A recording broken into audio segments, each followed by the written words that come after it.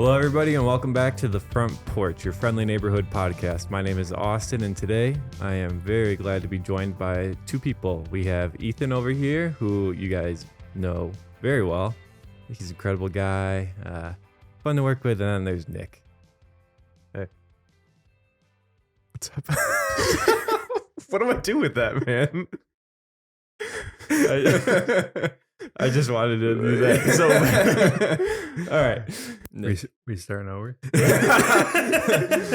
right. Hello, everybody, and welcome back to The Front Porch, your friendly neighborhood podcast. My name is Austin, and I'm an editor here. And alongside me, I have Ethan, content producer, and then we have Nick, who's never been on the porch. So welcome, Nick, to The Front Porch. Thank you. Thanks for having me.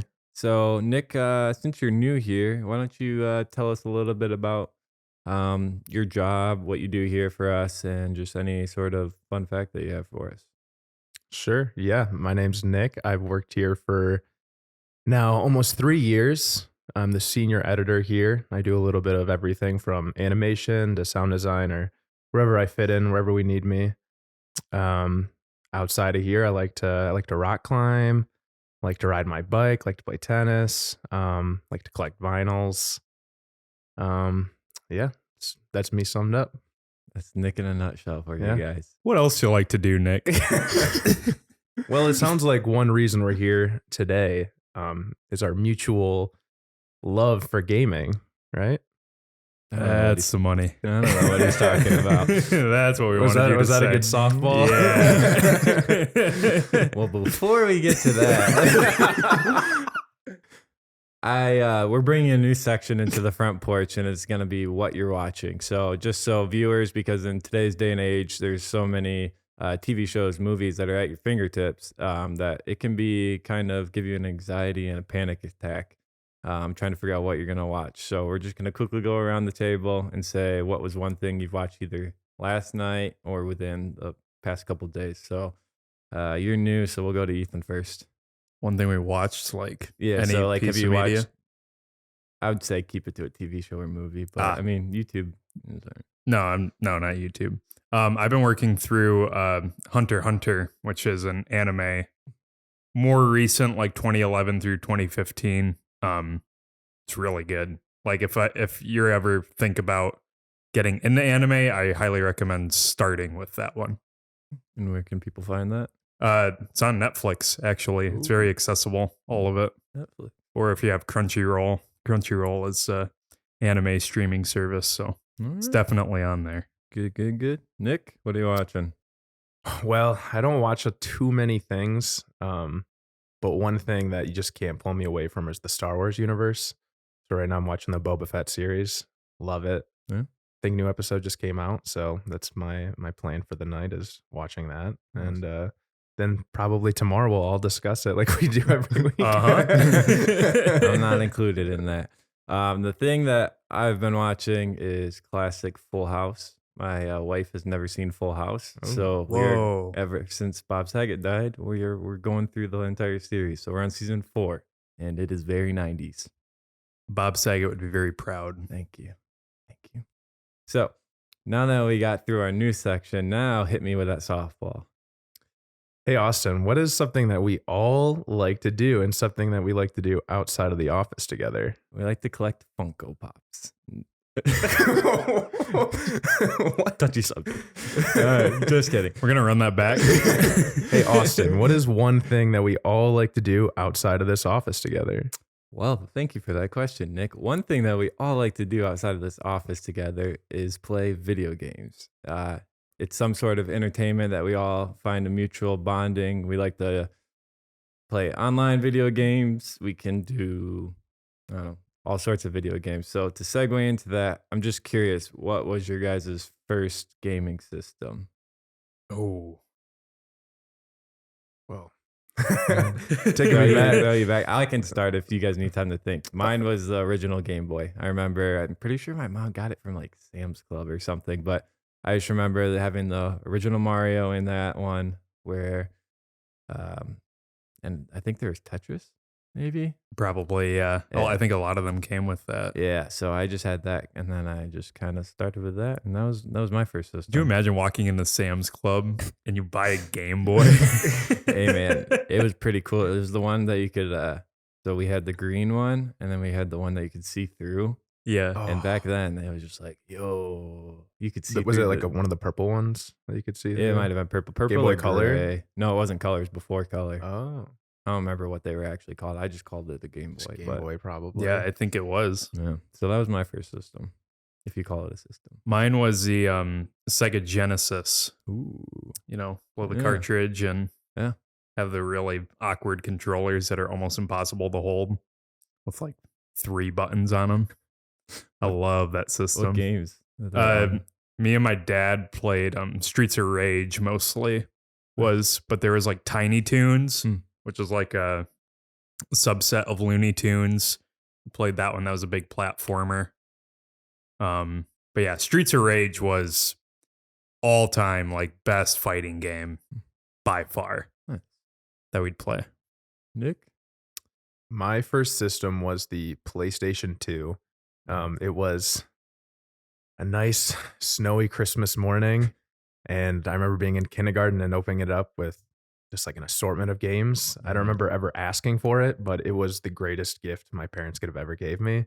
And from there, I just was a PlayStation guy. I think the first game I had was Spider-Man, Madden 2002, 2003, one of those. And then it turned into like Jack and Daxter, Ratchet and Clank, and Sly Cooper? Sly Cooper. Yes.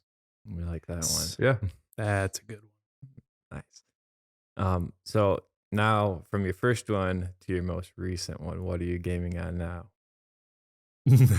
Because it has Not a Sega changed- Genesis. It has changed a lot. Do you have in a the Sega past Genesis 20 still? I still have, years. I still have my original Sega Genesis. That is something that I have made sure to upkeep and maintain. Bring it in sometime.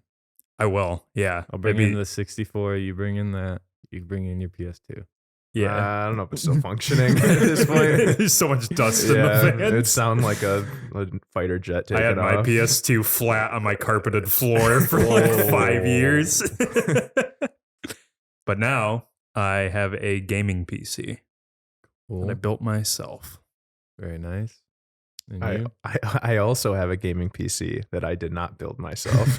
But you thought about it. I thought about it. It's just in this day and age right now, it's really hard to get certain components for the computers. So I don't know. Did a pre-built and never looked back. Love it. I'm lame. I have a PS5, but I'm just curious for people that don't know so much about gaming PCs. For you two, what is the selling factor? Because obviously, for me, not knowing a whole lot about PCs, I know that you can swap out graphics cards. You can kind of just upgrade it yourself. Whereas my PS5, I can't really open it up. I mean, I could, but it probably wouldn't be good for it. So, what are the benefits for you guys of having a PC rather than the newest gaming system? Well, PCs, so like consoles have very limited streaming capabilities. So like even the PS4s and up, you can stream directly to Twitch from your console, but it's not good quality. So if you want to get into streaming, a PC can handle a game and stream at the same time if it's a good computer, first of all. And also, like you said, the upgradability of it and its flexibility compared to a console. Consoles, you can only ever take like the hard drive out of it and swap it out for a bigger one or a faster one. But PCs, you can swap out processors, motherboards, graphics cards. I mean, if you want a stronger system, all you have to do is buy the parts and swap them out. But if you want a better console, you just got to buy a straight up new console. And a nice thing about that too is if you wanted to start out lower on the lower end of things and then over time upgrade certain parts. Like if you have 32 gigabytes of RAM initially, you're like, one day I'll upgrade it. And then just a couple months later, you can upgrade the RAM. A couple months later, get a new GPU, whatever you want to do. So it's nice because you can just slowly upgrade rather than just putting down one big payment for a console, then wait a couple years for a new console. Yeah, I was gonna say, and the thing that I hear a lot about it too is like it's the long run. Like your PC's for the Yes. long run, whereas when I buy the PS5, gonna last me what 3 4 years, and then I'll go get the new one or whatever. Whereas the PC, you'll always just kind of you're never gonna want to resell it or Sure. Well, in your defense, I didn't get my PC for gaming specifically. I got it so I can do graphics and animation on it. Gaming was just a benefit of having that, so I wouldn't have to do the console. So if I didn't get a PC for work, I'd be just like you getting the newest PlayStation or newest Xbox. what's your work to game ratio on your computer? I'd say, for being generous, I'd say 50-50. Oh, That's what I was. That's what I was thinking for you too. Yeah, I do a decent amount when we're not gaming together. I do a decent amount of stuff on my own, but yeah, 50-50. he makes some good beats. He's got all the do that too, recording yeah. stuff. He's got I don't know what's all of the musical elements you have. I have an analog synth. I have a microphone. I have an electric drum set. I have a ukulele. Mostly it's just beats that are on the computer that I can make with just digital sounds. So I really don't need to do too much. But yeah, I got the whole nine. I have a mouse pad that lights up. No keyboard? No keyboard? No keyboard. I just got a mouse. You Nice. spent too much money on the mouse pad. Ethan's got quite the setup though too. So what do you have lights behind it too, don't you? Yeah, so I have all my RGB LEDs behind my monitor and on my desk, so my wall is illuminated, which also helps with coloring Mhm. too. If I'm doing that, just make them all white, and it gives me a good basis for how things look. Everything inside the PC lights up for the most part. It's a strong PC. I mean, I camped out to get the graphics card for it. Yeah, I remember you Yeah. did it twice because the first time you Yeah, didn't get first it, right? time I didn't even have it, and I drove there at like 6 a.m. Yeah, and then I was like, all right. This man was not going to be turned we were getting down. videos from you at 3 a.m, just sitting in your car. Yeah, me in the waiting. car with my friend from my other job. Yeah, I don't recommend that. That is also a benefit to console gaming. You don't have to do that right now. Well, with how the supply's looking on PlayStations and Xboxes, some people do have to camp out unless you want to pay a lot of money I don't think resale. I Yeah, don't think I've seen a PS5. I haven't looked at the Xboxes, but I haven't seen a PS5 actually in store for sale. I And figured maybe it's most just people because they were. go right away, but I figured most people were ordering them. Yeah. Like sites will be like surprise drops, so the Mm. bots don't get them, and then everyone rushes for it. And that's how I bought my friend. So I got my PS5 on launch day through a pre-order, and then my friend really wanted one, and just randomly I was up at 4 in the morning and I went on Target, and Target said they were in stock. So I randomly was able to get a second PS5, and he just paid me back. But I think they do those random like 3 a.m. drops and just see if people are paying attention, which is kind of cool, but I wish I would know that stuff. So Yeah, me too. what games are we currently playing? And do we find, I don't know, entertaining, fun, relaxing maybe? Well, Ethan's got one on his shirt, but I'll let him discuss that. Yeah, that's It's a touchy. its own podcast episode. I'd like to. So, how I game now is not the same way I gamed when I was a kid. Mm. I feel like when I was a kid, it was single player games, story based. There really wasn't much of an online world to play games together. No. I mean, it somewhat existed, but if you wanted to play with other people, you'd have them come over to your basement and LAN parties. yeah, hang out there and play. But one of the coolest parts of gaming now is it connects me with people that I don't get to see as much anymore. Mhm. And so that usually involves more multiplayer based games. And one of the most popular right now is battle royale style games. Yeah. So like Apex Legends, Call of Duty, Fortnite. Yeah. Yeah, you know something about Yeah, Fortnite. that's what I was waiting for. But yeah, that's it. And I think there's a certain nostalgia of playing older games as well that we played when we were younger. One of them being, well, I guess his shirt kind of hints at it. We'll explain what this means. Monkey. So this is Pat Fusty from Bloons Tower Defense 6. And for those of you that don't know, Bloons started out as an Oh, Angry Birds style, like pull your finger back, shoot a dart at a bunch of balloons and try and pop all of them or get a certain score. And then it just exploded in the Flash game landscape because Flash games were, I know we all played them so much. Addictinggames.com, Ninja yeah. Kiwi, like Stickman games. But it's really, I guess it all culminated into this game, which is, I mean, a work of art, if I'm being honest. Sound design? Sound design's ASMR. I mean, the possibilities are endless. I know Nick's kind of tired of it now. That's because we basically beat the game. We took it back when it was a Flash player. You'd have your own. I'd go to the library computer to play it, and I would crash the computer at level like 50. And now having the PCs we have now, we could just play till infinity. Kind of like the Candy Crush because there's never an end for that one, right? There's like people that are like, "Is it your mom?" Yeah. I was like, somebody's mom here is really good at it. My mom waits every week for the latest pack of levels. It's like I had her tell me once it was like tens of thousands of levels. And like you were saying, dude, that's crazy too because years ago, like there weren't games that were just continuously updating and never ending. Like it was like you beat, I don't know, the one that I think of for PlayStation 2 was the Rocket Power game. If you ever played, Oh, yeah. was it Beach Bandits or something like that? But like Yeah. those were story modes that you beat and the game was done. Whereas nowadays, there's the ability to just keep updating it and ever changing it, which is crazy. Because you keep paying them money.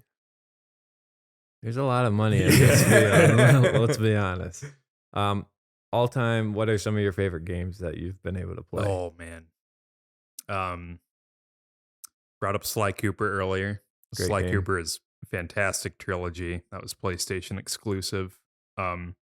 Weird to say it because I know like in terms of game design and like story concepts are not the best, but Call of Duty Modern Warfare 2 is just so fun. I just got full body chills. Like the amount of time I poured into that game, Yep. middle school, early high school was, I mean, unrivaled. I don't even think I've even come close to matching that, even with Fortnite now. And I don't think I ever will. But I also got to say all the Spyro games I really liked. Streets of Rage I mentioned. Spent a lot of time on Animal Crossing too, on the Wii, City Folk when it came out. Nice. And for you, Nick? I mean, elementary school, we're looking at on the PlayStation, Jack and Daxter, Ratchet and Clank, Sly Cooper, obviously. But Ethan and I share a bond when it comes to the turning point of video games was Modern Warfare 2. Yeah. I played Modern Warfare 2 every single day when I came home from school until I had to go to bed. Every day. If there was like a Thanksgiving break or Christmas break, Nick was in Good- the basement. good luck getting me away from the Doritos, TV. Mountain Dew and Doritos there, ready to go. Yeah, and then it kind of I played a little bit in high school, and then in college I really didn't play too much. I didn't really bring a console or anything, and it wasn't until after college that I kind of got back into the whole thing. So it's kind of been an interesting gaming journey. And now, so we've kind of hinted at it, but like the gaming industry and entertainment side of that keeps growing, and now there's VR. And do either one of you dabble in that field? And if so, what is that? Do you see it taking off? Do you maybe not seeing it taking off? Or will there always be this core, like console based, not virtual reality gaming system? Nick can answer this better than I can. I've dabbled, but he actually has a VR headset, so I'll let him take that. So I got a Quest 2 2 years ago, and I got it because of the game Beat Saber. I don't know if you guys are familiar with Beat Saber. Great but game. We're familiar with Beat Saber. It's essentially you have two lightsabers like Star Wars, and yeah, you just hit blocks, Guitar Hero style. Another game didn't get a touch on. Great game. Great game. But I think to your question of like where are things headed with that, I really like the VR headset. I think they're like in the early stages right now. I like where the games are headed. I think it just needs to become less bulky. I think I don't know. I think we're just witnessing the earlier stages of what it can be and what it's capable of. Similar to how consoles, a few decades came out. Yeah. They were barely capable to do anything, and now look at them. Oh, absolutely. So, yeah. Now, Fortnite. What is it about this game that has millions and millions and millions of people around the world playing it right now? At least, like, what's in your mind? Some of the good things about it, benefits about it, So I will say this. and why we play it. I'll say this as because all of us started playing it for I think the same reason. When quarantine hit and Call of Duty dropped Warzone, which was their battle royale, and we all played that because our friend Eric really likes it, and we used to work with him, and he's in Florida now, but we still play with him every now and again. That game stresses me out so bad, and none of us are good at it. It's not the same. I mean, it's like the same mechanics of Modern Warfare 2. It's just you can't be good at it. No, like So- you straight up, like the movement's completely different. None of the guns handle the way they do in the actual multiplayer game. Like all of it's just a mess all the time. Q and Nick, who says kind of off to the side, we should just play Fortnite because it's more fun than this. Were you joking at that point, or were you somewhat serious? I was pretty serious. Okay. Well, the thing is I played when the game first came out, Mhm. and then it was kind of proclaimed like the baby game, like the kids on their Right. Yeah. parents' iPad playing, which it kind of still can be, I guess. Yeah. But revisiting it, I think was just really refreshing because faster gameplay.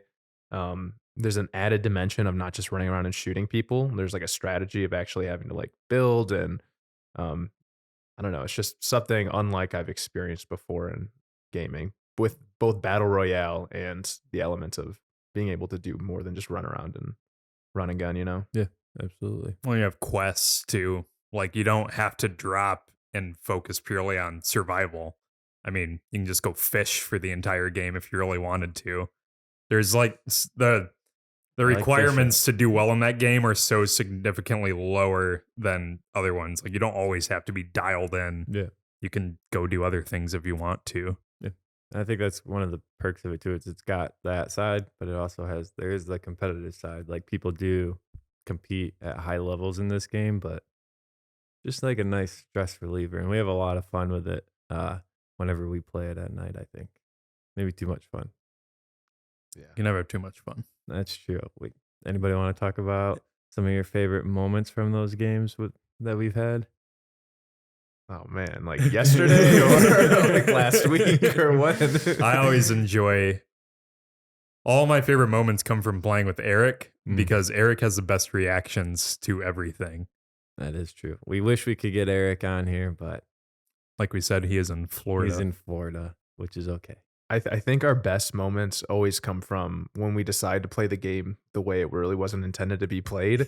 We come up with dumb ideas, but it always ends up working out in our favor. Yes. Those always end up being. And I know both of you can picture the games in your head right now. Frozen Peely is the one that comes in my Yes. head. Who's Yep. Frozen Peely, Austin? Frozen Peely was this character we unlocked around Christmas time. So we were all this same banana. And it's not going to be as funny. You have to watch the replay. But we hid in a bush for 15 minutes and should not have won the game No. whatsoever. No. And the final squad finally figured out where we were in this bush, which just happened to be in the circle. And we won. They saw four They saw bananas, four charging bananas us. just running out of the bush, that was one of my favorites. 4 bananas carrying heat with them. You guys have any final gaming thoughts or entertainment thoughts? Are we close to the end already? We're close to the end. Oh man, Well, that's sad. if you guys wouldn't mind, I'd like to bring up the game Rock Band. I kind of do mind, actually. I'm just kidding. Go ahead. Did you guys play Rock Band? Yes, I did. Lego Rock Band, to be specific. Okay. I guess it still counts. It's very different. It counts. That game, because I was a drummer growing up. Being able to play the drums and put it on we had practice cards for band, how many minutes we practiced our instrument. Being able to put Rock Band on my practice card. My gosh. My band instructor didn't know, bro. That can't. My parents still signed it every week. So, but yeah, that and Guitar Hero were some of the most fun games because it was just so different from anything we played before. It's still pushing buttons in a specific order, but it just added like a new element to it where, I don't know, it was really fun. It got really competitive. Yeah, absolutely. Did you play it besides on the Wii? Because wasn't it Rock Band Lego Wii exclusive? Yeah, Rock Band Lego was Wii, and you'd like you'd have your Wii remote and you'd like plug it into the drums and then you play it. But I had Guitar Hero Legends of Rock for the PS2, and I played that far more, and that had a bigger impact on me than Lego Rock Band did. Lego Rock. Sure. I guess that goes without saying. Legend of Rock is very good. That's probably better than Rock Band, I'd say. I think that was the best game of that subgenre, in my opinion. Was that the one with Slash on the cover? Yeah. Oh, yeah. Okay. Yeah. Let's pull that up on the screen real quick. I actually played that recently, and the graphics don't hold up. It does not look like it did when I was 10. Here's the thing, though. If you're looking at it, are you really looking at the graphics, or are you looking to actually make sure you hit the notes? I'm looking at colors. Looking at flashing colors coming at me and trying to push them in order. My fingers is moving. Yeah. Well, this currently ends our time today. We're reaching our time limit, but I'd like to thank you guys both for being here. We could probably talk for a very long time about a lot of these things. Maybe we will have time in future podcasts. So thank you guys for joining us. Yeah, man. And we're really excited to keep the train rolling, and we look forward to seeing you guys on the next episode. So there's, I guess, that one thing that we're saying now is to get off the porch. So get off the porch.